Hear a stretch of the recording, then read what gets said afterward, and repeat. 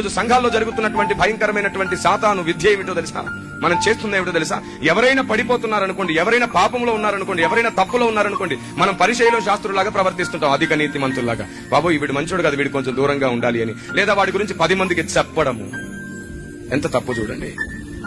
క్రైస్తవ్యం అంటే పడిపోయేవాడిని నెట్టడం కాదు, పడిపోయిన వాడిని తిరిగి నిలువబెట్టడమే క్రైస్తవ్యం. దేవునికి స్తోత్రం కలుగును గాక. ఆరిపోతున్న వాడిని తిరిగి వెలిగించడమే క్రైస్తవ్యం. అవును, మంచోడితోనే స్నేహం చేస్తే మరి నా యేసు చేసింది తప్పైపోతుందిగా.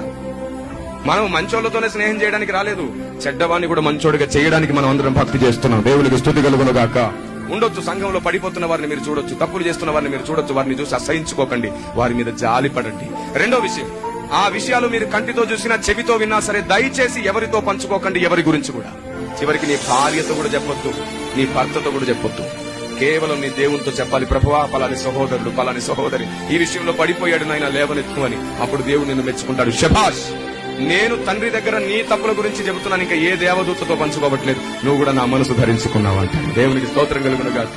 మనం ఎవరిని గురించి ఎవరికి చెప్పొద్దు, ఎవరి గురించి ఏ విషయం తెలిసినా సరే నీ తండ్రితో మాత్రమే నువ్వు పంచుకోవాలి. మనకి ఇలాంటి మంచి లక్షణాలు ఎందుకు అలవాటు అవ్వట్లేదంటే అధిక నీతి అలవాటు అవుతుంది, అధిక పరిశుద్ధత అలవాటు అవుతుంది. ఒకడు తప్పు చేస్తే వాడిని తృణీకరించేస్తున్నాం, మనం మంచి వాళ్ళని. కానీ బైబిల్ ఏమంటుందంటే మనుషుల అపరాధములను మీరు క్షమిస్తే మీ పరలోకపు తండ్రి మీ అపరాధములను క్షమించును. కాబట్టి మనం దేవుని గ్రంథానికి